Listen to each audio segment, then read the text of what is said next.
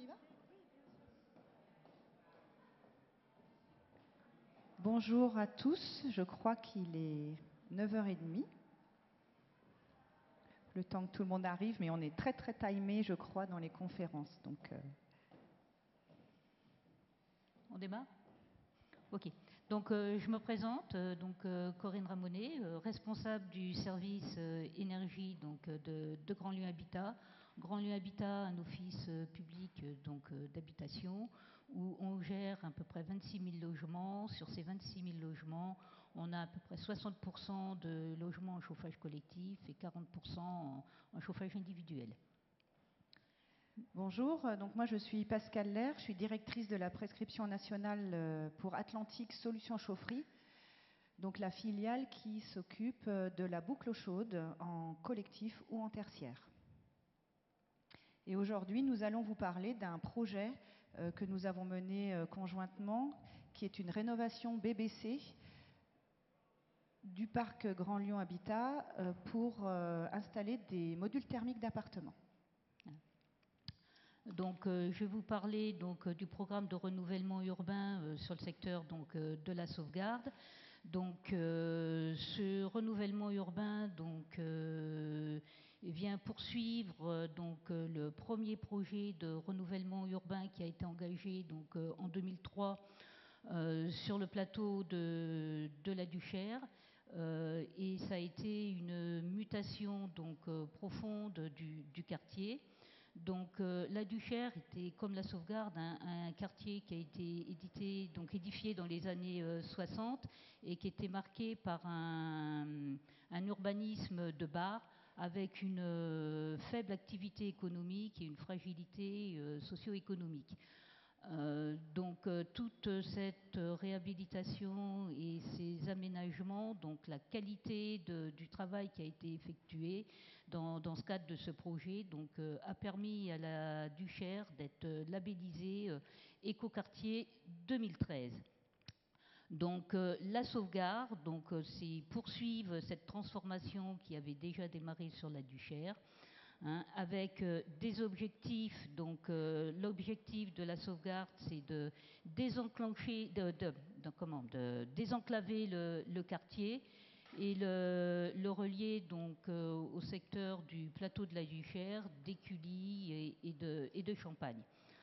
L'objectif, c'est améliorer et diversifier l'offre d'habitat. C'est valoriser les espaces végétalisés et aménager de nouveaux espaces extérieurs. Et c'est aussi favoriser l'implantation de nouvelles activités économiques et maintenir le commerce de proximité. Et c'est dans ce cadre que Grand Lyon Habitat a décidé avec ses partenaires d'engager une requalification ambitieuse des bâtiments. Donc sur le secteur de la sauvegarde, et c'est également il y a eu du relogement. Donc je ne vais pas m'étendre sur tout le quartier, puisque l'objectif c'est de travailler sur 2 bâtiments. Mais là c'était pour vous expliquer globalement tout le travail qui est fait sur ce secteur, qui va continuer jusque les années 2030, où on a des bâtiments qui vont être démolis. Donc en attendant la démolition, il y a de la reconstruction, enfin du relogement. C'est les parties rouges où il y a du relogement parce que derrière démolition, et avec tout le programme que vous retrouvez ici et comme je vous ai dit qui va s'étendre jusque les années 2025-2030. La réhabilitation, là c'est les bâtiments 440 et 460. Alors si on revient ici, les bâtiments 440 et 460, vous les voyez, 2020-2021, barre 460 avec c'est les bâtiments en rose qui sont situés sur le haut du slide. Donc la réhabilitation, ce qu'il a fallu qu'on fasse, il faut savoir que tout le quartier de la sauvegarde, c'est des bâtiments qui sont raccordés depuis l'origine sur le réseau de chaleur. le réseau de chaleur où on avait donc des sous-stations principales, sous-stations primaires qui arrivent dans une barre mais qui desservent plusieurs barres de logement. Donc la première chose qu'on a fait, c'est se dire il faut rendre toutes ces barres indépendantes, donc travailler avec le réseau de chaleur, et on a recréé donc des sous-stations par bâtiment.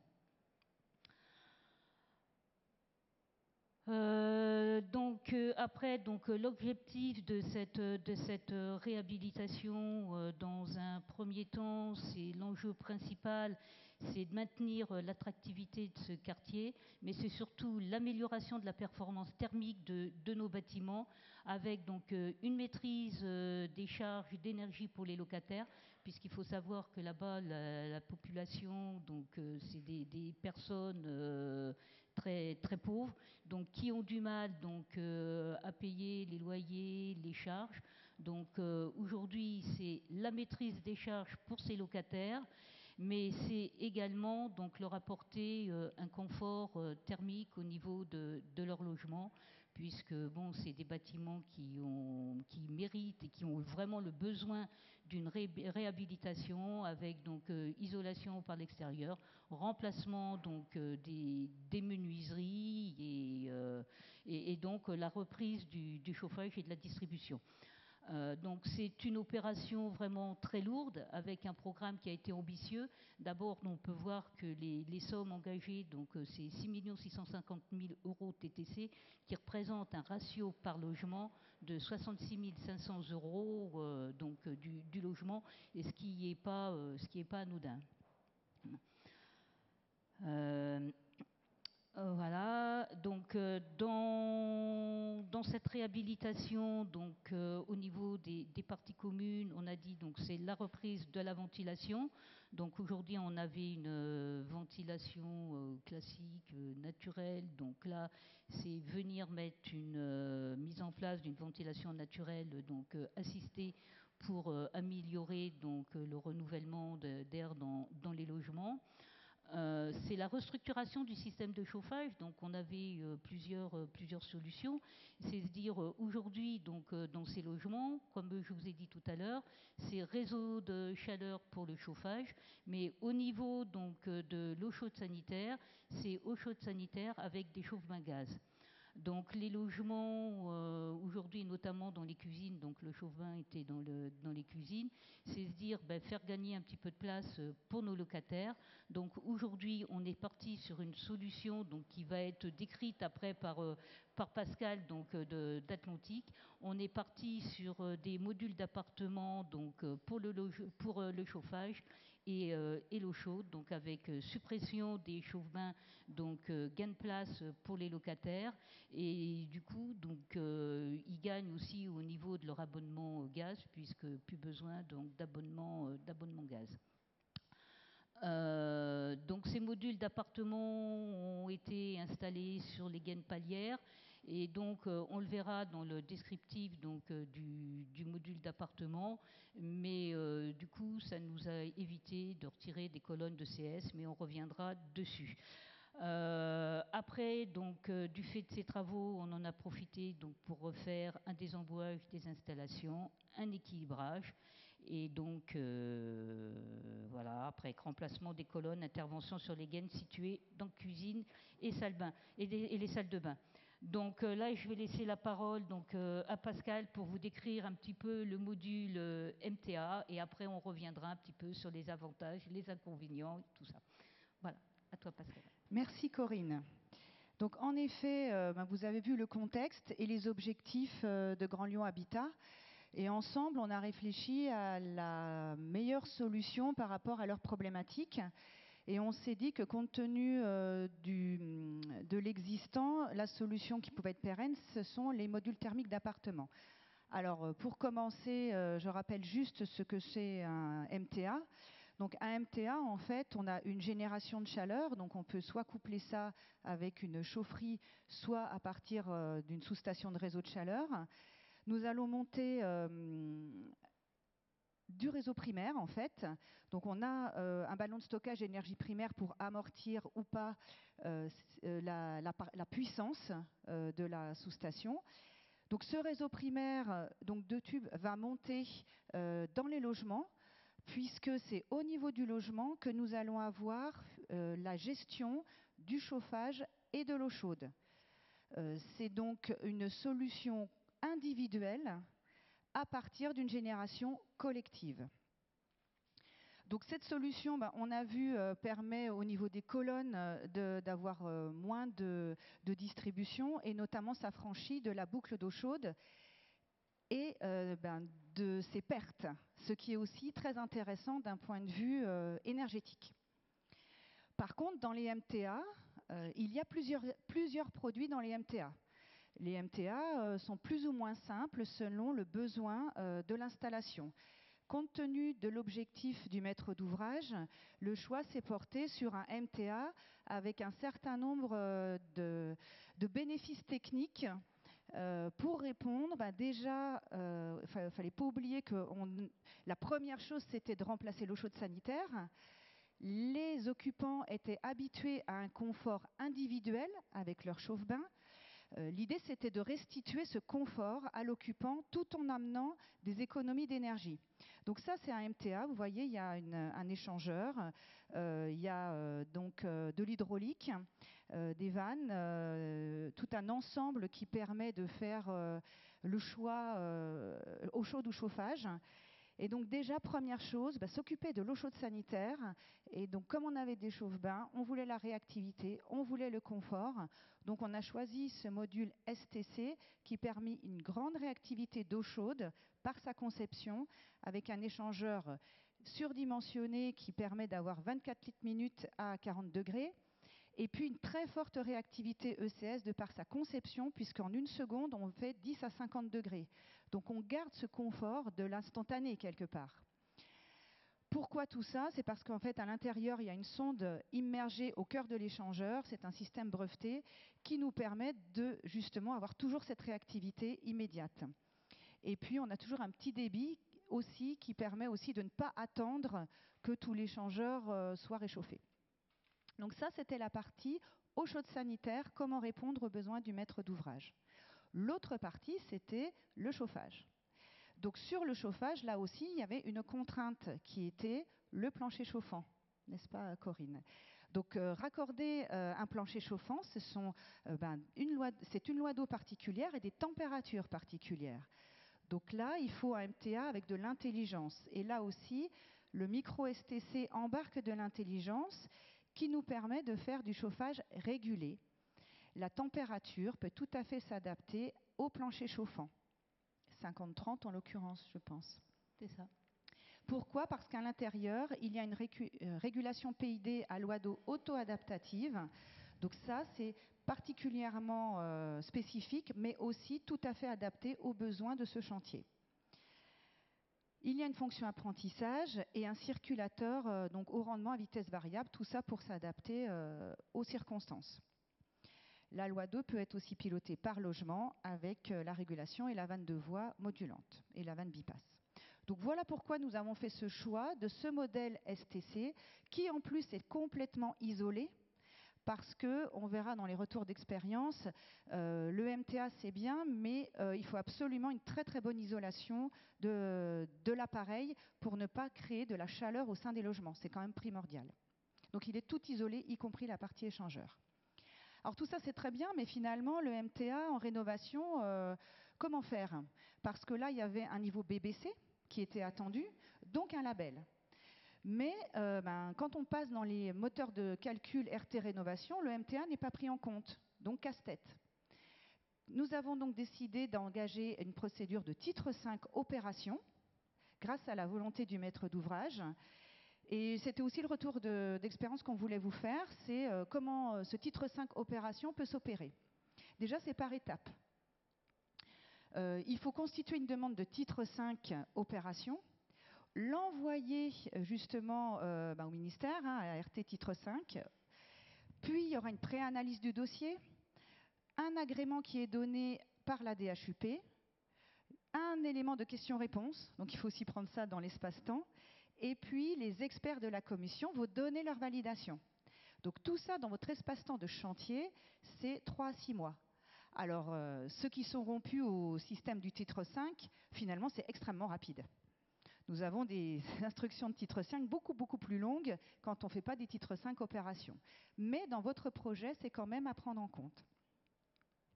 Et enfin, vraiment la clé du sujet, c'est que le titre 5, c'est un travail d'équipe. Parce que quand on parle opération de titre 5, l'équipement technique n'est qu'un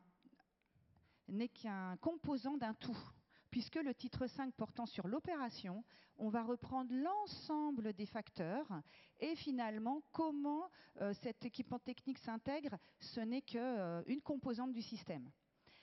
Donc il y a une vraie volonté du maître d'ouvrage à avoir parce qu'il faut que l'ensemble de la chaîne se parle. Et en l'occurrence, la GLH avait son propre bureau d'études pour gérer cette rénovation, donc le bureau d'études ABAC, ici à Lyon. Il a fallu qu'on trouve si donc la compétence ou l'envie ou le choix du bureau d'études qui gère le sujet précis n'est pas de faire le titre 5. Donc nous avons fait intervenir dans le sujet un bureau d'études qui était rompu à la dépose de titre 5 opération, donc Pouget Consultant à Nantes, qui a travaillé en coordination très étroite avec ABAC. Donc déjà là, il faut que tout le monde soit d'accord pour bien communiquer. Et puis bien sûr, nous, fabricants, pour donner l'ensemble des informations techniques. Tout ça, c'est vraiment la volonté du maître d'ouvrage de prendre ce temps et de faire collaborer tout le monde. Voilà. Et donc, une fois qu'on a fait tous ces choix, il y a un résultat et un REX à vous apporter. Donc Corinne, je te laisse la parole. Oui, je voulais revenir un petit instant en se disant le choix du MTA pour Grand Lyon Habitat. Pourquoi ?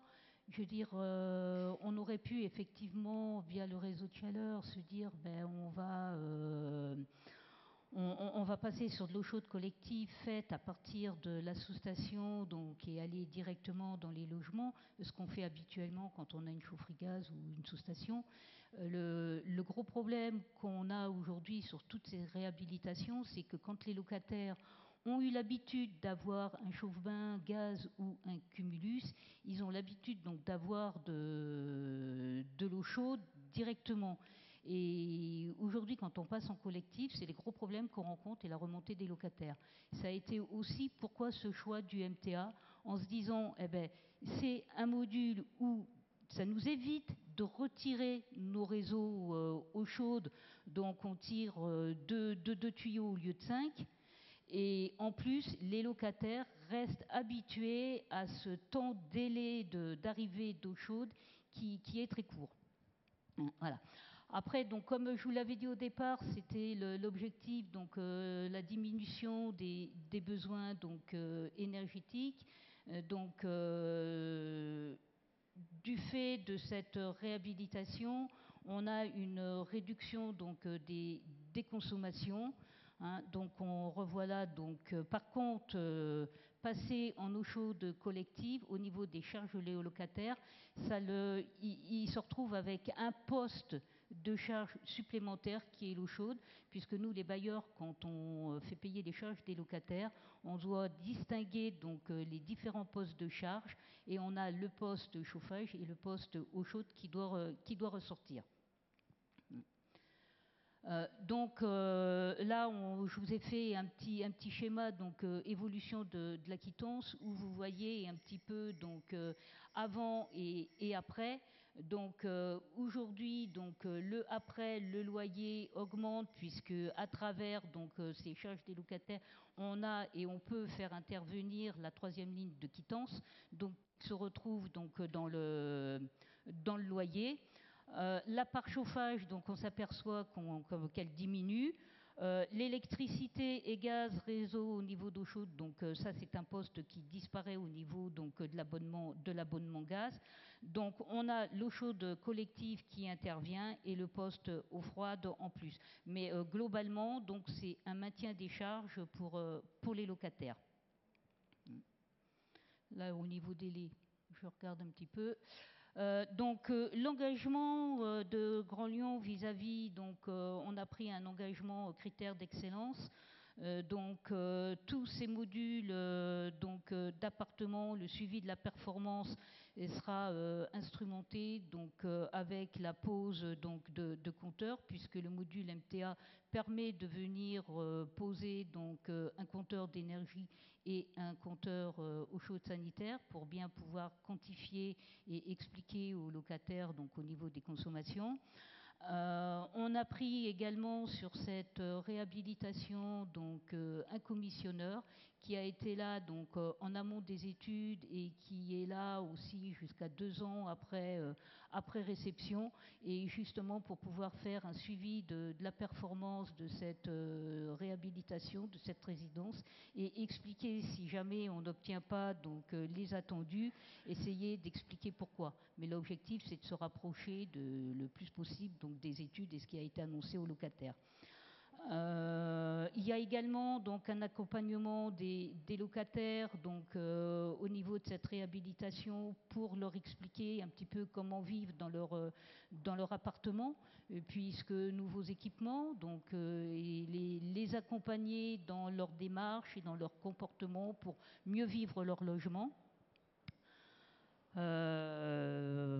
Voilà, et la mise en place d'un comité de coordination interpartenarial, puisque aujourd'hui c'est également avec la métropole, c'est un projet en rue, que tout le monde va suivre. On voulait avec Pascal aussi intervenir sur les points de vigilance, et comme Pascal vous l'a dit, il faut absolument bien prévoir l'isolation des tuyauteries afin d'éviter des problèmes de réchauffage de l'eau froide, puisque aujourd'hui, je vous ai dit, il y avait 2 barres, la barre 460-450. La barre 460 a été livrée, les travaux terminés, où on va revenir un petit peu dessus, puisque nos tuyaux eau froide et la montée pour alimenter le réseau de chaleur, pour alimenter les modules MTA, passent dans la même gaine et ils sont très proches. Et on s'aperçoit qu'aujourd'hui, on vient réchauffer l'eau froide. On a un petit peu les locataires qui se plaignent de ne plus avoir de l'eau froide, mais de l'eau tempérée. Qui est quand même problématique pour les locataires, pour ceux qui veulent effectivement boire et consommer l'eau froide, puisqu'elle est pour l'instant plus très froide. L'isolation va être prise. Bien prévoir d'isoler le module MTA avec son capot isolant. Pascal l'a bien expliqué tout à l'heure. Et comme je vous disais, emplacement dans le MTA des compteurs d'énergie et ECS, non standard, c'est parce qu'aujourd'hui on a la problématique sur, quand on a mis les modules MTA, on s'est dit on va venir mettre des compteurs d'énergie et des compteurs ECS, sauf qu'on a un marché de comptage, de location télérelève de ces compteurs, et aujourd'hui les compteurs qu'on nous livre, il faut des compteurs un petit peu plus petits, bien le prévoir que il y a un problème de compteur quand même à essayer de générer, même si Atlantique sait quel type de compteur il faut mettre, et à donner les références pour qu'on puisse bien s'adapter. Et bien penser effectivement, comme Pascal l'a dit, réhabilitation, prévoir une demande de titre 5 qui est quand même qui demande du temps. Donc voilà. C'était les points de vigilance et les avantages. Donc pas mal d'avantages quand même, puisque du coup c'est l'avantage du chauffage collectif et la précision d'une solution de chauffage individuel, puisque les gens vont pouvoir jouer avec leur régulation, et le locataire qui veut 20 degrés ou 19 degrés pourra, celui qui peut avoir 22 aura 22 degrés, mais nous on bride au niveau des thermostats pour que les locataires ne puissent pas monter au-delà des 22 degrés, puisque 22 degrés va dire augmentation de charge pour les locataires, et à un moment donné, ils seront beaucoup plus chauffés qu'avant, puisqu'on était limité, et on leur doit, nous, dans nos contrats, une température entre 20 et 21 degrés. Voilà. Système compact qui offre un gain de place, d'autant plus que ces modules MTA, on les a mis dans les gaines palières de l'immeuble, et ce qui fait que gain de place pour les locataires, puisque plus de chauffe-bain dans leur cuisine, et ils peuvent réaménager leur cuisine comme ils le souhaitent. Réduction de nombre de colonnes, oui, parce que du coup, on n'a plus besoin du bouclage. Et donc, c'est un gain, puisqu'on avait déjà le réseau de chaleur. Donc, on n'a pas été obligé de repercer toutes les dalles et de retirer donc, deux tuyaux. Maintien du chauffage sur plancher chauffant, Pascal l'a expliqué, et pourquoi le choix du MTA. Et donc le retour primaire à basse température, limitant les pertes sur réseau primaire et fonctionnement optimal du RCU. En conclusion, donc, un bâtiment terminé, réhabilité. Sur l'Aude-Bar, aujourd'hui, au niveau des MTA, on a 2 allées sur 6 qui sont équipées. Maintenant, on pourra revenir vers vous avec 2 ans après réception pour vous donner les résultats et la performance obtenue. Voilà. Que puis-je dire de plus? Pas grand-chose. Donc maintenant, on vous laisse la possibilité donc, de nous poser des questions et puis on répondra au mieux à vos demandes. Voilà, et merci. Est-ce qu'il y a une question? On n'a pas trop de temps, je crois que c'est tout timé. Vous pourrez venir nous voir sur le stand Atlantique pour toutes les questions, mais merci déjà Corinne. Est-ce qu'il y a une question éventuellement? Oui, j'en ai quelques-unes. La première, comment expliquez-vous ce délai d'attente de 5 à 6 mois pour une opération finalement où on fait la performance énergétique et où aujourd'hui on recherche le plus possible la performance énergétique? Donc, comment expliquez-vous ça? Alors là, il faudrait poser la question à nos instances institutionnelles, parce qu'en fait, là, on est vraiment dans des délais administratifs. Alors, il y a une partie quand même à ne pas négliger qui est le montage du dossier. Et là, c'est vraiment, j'irai en interne, entre les bureaux d'études, la constitution du dossier, récupérer les informations, trouver comment valoriser, parce que ça se fait. Il faut quand même trouver comment valoriser la solution. Donc, il y a un temps quand même de travail, là. Mais par contre, après, on a un délai qui est le délai de l'administration, de la commission titre 5 opération. Et là, malheureusement, nous, on subit, j'ai envie de dire, quelque chose qu'on ne peut pas nous contraindre. Mais 3 mois, c'est quand même assez court, je trouve. Ils arrivent en 3 mois. Hein. Enfin, nous, on a mis un peu plus que 3 mois quand même pour l'obtenir, mais ça se fait. Mais il faut bien le prévoir en amont, quoi. La deuxième question, ça concerne effectivement, donc c'est des bâtiments construits dans les années 60. Oui. Plancher chauffant, je pense avec tuyaux en fer. Comment? Les tuyaux de chauffage dans le sol, c'était de la ferraille. Comment avez-vous résolu le problème? Parce que je crois savoir que sur cette opération de la Duchère, les planchers chauffants étaient très mal dimensionnés. Les espacements étaient... on avait des températures de surface de l'ordre de 30 degrés. Comment avez-vous résolu ce problème-là? Aujourd'hui, sur les planchers chauffants, on n'est pas intervenu, hein, on n'a rien modifié. Hein. Donc vous avez conservé les... On a conservé le plancher chauffant tel qu'il était. D'accord. Donc l'opération est terminée là-dessus et ça fonctionne parfaitement bien? En fait, ma question est très simple. J'ai expertisé ces bâtiments il y a une certaine époque. Oui. Et les températures de surface étaient de l'ordre de 30 à 32 degrés. Parce qu'effectivement, à l'époque, ils avaient noyé les tubes ferraille avec un espacement de 30 cm, alors qu'il était prévu du 15 ou 20 cm. Alors là, je ne pourrais pas vous dire, moi. Ah, d'accord. En tout cas, c'est installé et ça fonctionne. C'était votre question. Oui, c'est installé, ça mais fonctionne. Que ça fonctionne. Le seul sujet de retour d'expérience auquel il faut qu'on soit vigilant, c'est plutôt sur l'eau froide. Par contre, sur le reste, il n'y a pas de retour sur la partie chauffage, confort. On n'a pas de retour négatif là-dessus. Aujourd'hui, on n'a pas de retour négatif. Donc, je veux dire, l'installation vient d'être terminée sur un bâtiment. On vient de la mettre en service. Maintenant, c'est le temps des réglages et je pense qu'il faut attendre une saison de chauffe pour voir bien le fonctionnement. Mais je ne vois pas pourquoi ça ne fonctionnerait pas. Mon propos, il n'est pas là. Je crois qu'il faut qu'on arrête parce qu'on a les... Mais passez-nous voir, on répondra bien volontiers à vos questions. Merci beaucoup en tout cas à tous. Merci.